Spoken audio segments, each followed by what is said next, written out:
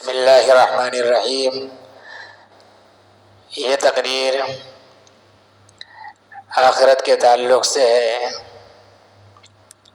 محاسبہ نفس کے تعلق سے ہے کہ ہم لوگ اپنے نفس سے محاسبہ کریں کہ ہم دنیا میں کیوں آئے، اللہ نے ہمیں کیوں بھیجا ہے۔ قرآن کے اندر اللہ نے فرمایا ہے اعوذ باللہ من الشیطان الرجیم بسم اللہ الرحمن الرحیم علمت نفس ما احضرت۔ میں نے قرآن کریم کی ایک چھوٹی سی آیت کی تلاوت کی ہے جس میں قرآن کریم نے ڈنکے کی چوٹ پر اعلان کیا ہے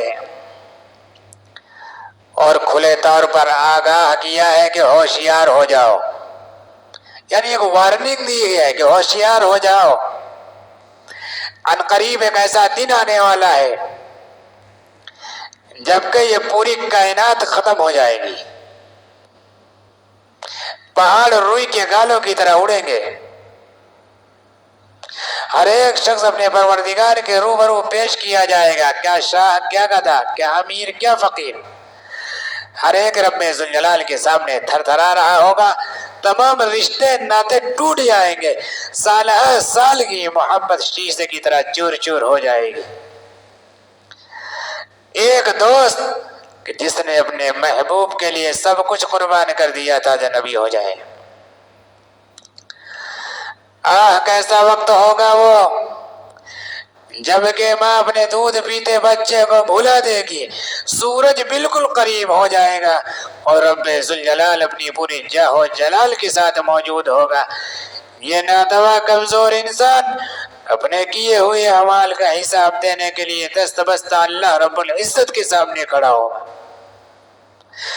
اللہ رب العزت اس سے سوال کرے گا، اس سے پوچھے گا کہ ہم نے تجھ کو اتنی ڈھیر ساری نعمتیں دی تھی، تو نے اس کو کہاں خرچ کیا؟ ڈی جے اور بینڈ باجے بنوانے میں خرچ کیا یا مسجد مدرسہ بنوانے میں خرچ کیا؟ یتیموں بیواؤں غریبوں کی بچیوں کی شادیاں کروانے میں خرچ کیا یا دکان اور کھیت خریدنے میں خرچ کیا؟ کہاں خرچ کیا؟ یہ دولت یہ روپیہ ہم نے دیا تو اس کو کہاں استعمال کیا، کہاں اڑایا؟ اس کا حساب دو۔ میرے بھائی، کوئی ہم سے اور آپ سے اگر 3 دن کا حساب مانگنے لگے کہ 3 دن کہاں رہے ہو، کس سے بات کیا ہے، کیا کھایا ہے، کہاں کہاں گئے ہو، تو ہم 3 دن کا حساب نہیں دے پائیں گے، اور یہ پوری زندگی کا حساب کتنا بھاری کام ہوگا۔ اللہ ہم سب کا حساب آسان فرمائے۔ پھر اللہ اس سے پوچھے گا کہ ہم نے تجھ کو کروڑوں خربوں روپے کے آنکھ اور کان دیے تھے، تم نے اس کو کہاں صرف کیا؟ یہ جو بلف لگایا تھا 70 سال اس بلف سے گھومتے رہے، میری نعمتوں کا نظارہ کرتے رہے، اس کو کہاں صرف کیا؟ اتنی بڑی قیمتی زندگی عطا کی تھی، تو نے اس کا کیا حق ادا کیا؟ کھانے کے لیے پھل، میوے، انگور، شیریں شہد، پینے کے لیے صاف شفاف دودھ، میٹھے شربت عطا کیے تھے، تو نے اس کا شکریہ کہاں تک ادا کیا؟ اس سے سوال کیا جائے گا کہ پہننے کے لیے حریر اور ریشم خوبصورت دلکش جوڑے، رہنے کے لیے صاف ستھری فضا، سونے کے لیے بنگلے اور محلات، بات کرنے کے لیے ٹیلی فون اور موبائل، اور چلنے کے لیے گاڑیاں اور سواریاں عطا کی تھی، بتا تو نے میری ان نعمتوں کو کہاں کہاں خرچ کیا؟ آیا عائش پرستی دنیا کی دلدادگی میں خرچ کیا یا میری اطاعت و بندگی پر لگایا؟ چھوٹی بڑی تمام نعمتیں حتیٰ کہ ایک ایک سانس کے بارے میں پوچھ ہوگی، اس وقت نہ کوئی زیادتی ہوگی اور نہ ہی کسی پر کوئی ظلم ہوگا۔ الیوم تجزا کل نفس بما کسبت لا ظلم اليوم۔ ان اللہ سریع الحساب، آج ہر ایک کو اس کے کیے کا بدلہ ملے گا، جیسا کسی نے بویا ہوگا وہی کاٹے گا۔ فمن يعمل مثقال ذرة خيرا يره ومن يعمل مثقال ذرة شرا يره، اگر کسی نے رائی کے دانے کے برابر بھی کوئی برائی کی ہوگی وہ بھی اس کے سامنے آ جائے گی، اور اگر کسی نے رائی کے دانے کے برابر بھی کوئی برائی نیک عمل کیا ہو، کوئی برائی کی ہوگی وہ بھی اس کے سامنے آ جائے گا۔ اگر کسی نے رائی کے دانے کے برابر بھی کوئی نیکی کی ہوگی وہ بھی اس کے سامنے آ جائے گی، اگر کسی نے رائی کے دانے کے برابر بھی کوئی برائی کی ہوگی وہ بھی اس کے سامنے آ جائے گی۔ اس کے سامنے اس کے کرتوت اور کیے ہوئے اعمال ناموں کا دفتر کھول دیا جائے گا، جس میں چھوٹی بڑی تمام چیزیں درج ہوں گی، لکھی ہوئی ہوں گی۔ انسان اسے دیکھ کر حیران ہو جائے گا اور چیخ اٹھے گا، ہماری حاضر کتاب لا یغادر صغیرۃ ولا کبیرۃ الا احصاها، میرے اس اعمال نامے کو کیا ہو گیا ہے، اس میں تو کوئی چیز ایسی نہیں ہے جو لکھی ہوئی نہ ہو۔ ہے افسوس، آج تو میرے گناہوں کی تمام پوتیاں کھل گئی، جو گناہ میں نے تمام انسانوں سے چھپ کر رات کی تاریکی تنہائی میں شہر سے دور دراز ویرانے میں کی تھی، تو اس کا بھی پردہ فاش ہو گیا۔ وہ چیخے گا، چلائے گا اور اپنے گناہوں کے غم میں گھل گھل کر اپنی انگلیاں کاٹے گا، وہ تمنا پر کرے گا اور اپنے پروردگار سے عرض کرے گا کہ باری تعالیٰ ہمیں دوبارہ دنیا میں بھیج دیا جائے، وہاں جا کر اب تو بس میں آپ ہی کی بندگی کروں گا، اب تو میری پوری زندگی تیری ہی رضا پر بسر ہوگی۔ ربنا اخرجنا نعمل صالحا غیر الذی کنا نعمل، اے ہمارے رب ہم کو یہاں سے نکال لیجیے کہ ہم کچھ نیکیاں کر لیں، مگر وہاں یہ سب کچھ نہ ہوگا، عذاب الہی بھگتنا پڑے گا۔ برادران اسلام، ذرا سوچئے اور اندازہ لگائیے کہ آج ہم کن کن گناہوں میں مبتلا ہیں۔ ہماری ہر صبح شام گناہوں کے کن کن اڈوں پر بسر ہو رہی ہے۔ فرعونی طاغوتی نشے غرور تکبر اور گھمنڈ نے ہمیں جہنم کے کس دہانے پر لا کر کھڑا کر دیا ہے۔ آج ہم حیوانیت اور بہیمیت کے اس انتہا پر جا کر پہنچ گئے جہاں جا کر آگے کوئی منزل نہیں ہوتی۔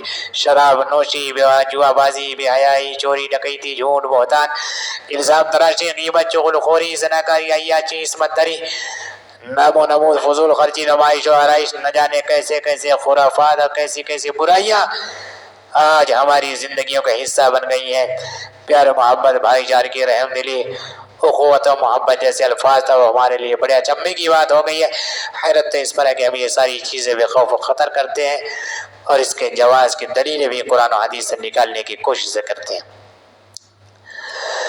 افسوس، آج تو ہماری نگاہیں فحش ناولوں، عریہ تصویروں، گندے افسانوں،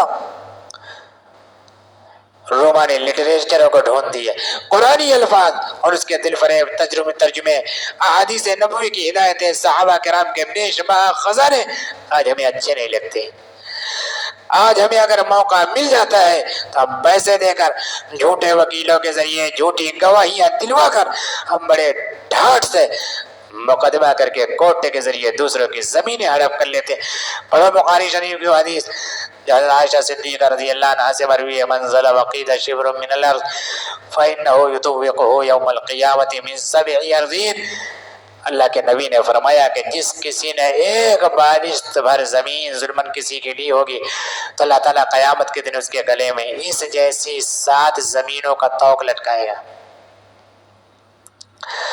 دوستوں اور بزرگوں، کہاں کہاں تک مقابلہ کیا جائے فرمانے باری اور ارشاد نبی صلی اللہ علیہ وسلم سے اپنی اس زندگی کا، نہ ہمارے اعمال قرآن کے مطابق، نہ ہماری سوچ دین کے مطابق، نہ ہمارے اخلاق دین کے مطابق، نہ ہمارے معاملات دین کے مطابق، نہ ہماری پسند دین کے مطابق، نہ ہمارا کھانا پینا دین کے مطابق، نہ ہمارے معاملات، نہ ہمارا لین دین دین کے مطابق، مگر پھر بھی ہم عجب و غرور، تکبر اور گھمنڈ میں مبتلا ہے کہ ساری دنیا ہمارے نزدیک ہیچ ہے اور ہم سب سے اعلیٰ وارفہ ہیں۔ ہمارا پختہ خیال ہے کہ اس دنیا کے اندر جتنے بھی لوگ ہیں سب گندے اور جھوٹے ہیں اور ہم جو ہے نا سب سے پاک اور صاف ہیں۔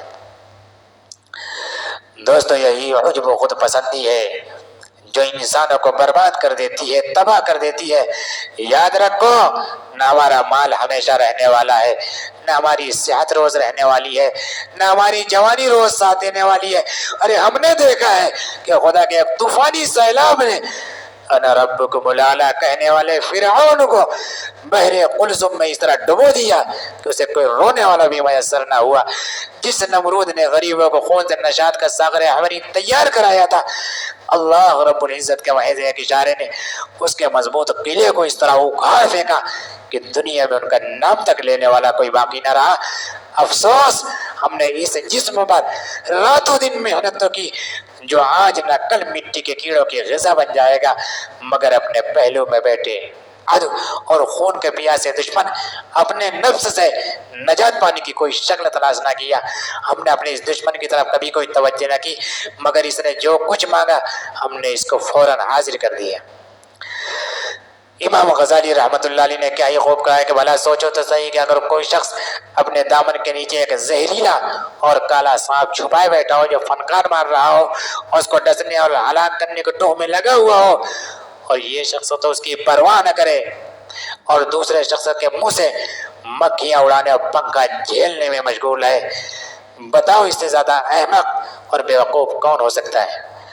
ہمارا ایک ایک سانس غنیمت اور بیش بہام ہوتی ہے۔ دنیا ایک پلیٹ فارم، ایک اسٹیشن ہے جہاں سینکڑوں مسافر آتے ہیں اور جاتے ہیں۔ موت کا خطرناک سفر درپیش ہے۔ اگر ہم اسٹیشن ہی کے دن کسی اور دن فریبی میں لگ گئے تو موت کی گاڑی آ جائے گی اور چل دے گی۔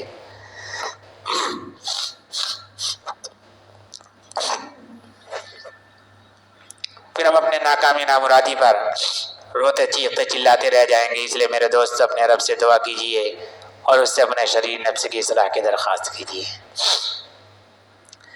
ارے آج ہمیں شکایت ہے کہ ہماری دعائیں قبول نہیں ہوتی۔ ارے ہم نے اپنے محبوب آقا سے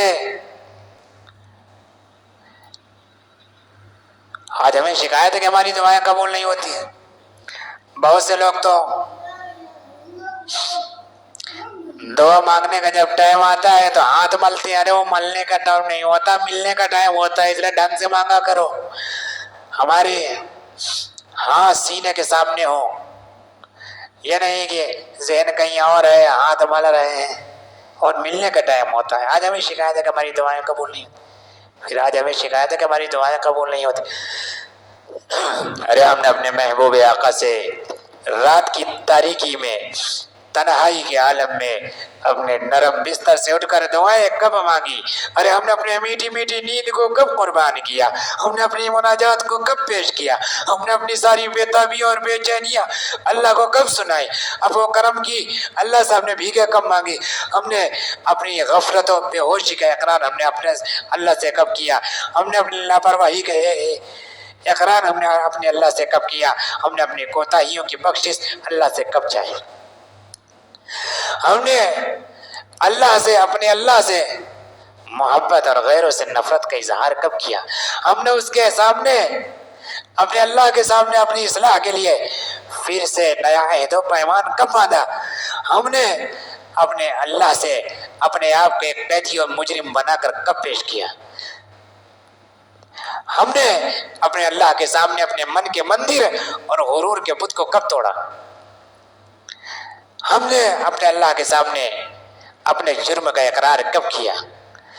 اگر ہم ایسا کرتے تو یقیناً وہ ہماری دعائیں سنتا اور اس کی رحمت جوش میں آتی، پھر ہمیں معاف کر کے پاک اور صاف بنا دیتا۔ اس لیے آئیے اپنے رب سے دعا کیجیے اور اس سے اپنے شریر نفس کی اصلاح کی درخواست کیجیے۔ اللہ پاک ہم سب کو پورے دین پر چلنے کی توفیق عطا فرمائے۔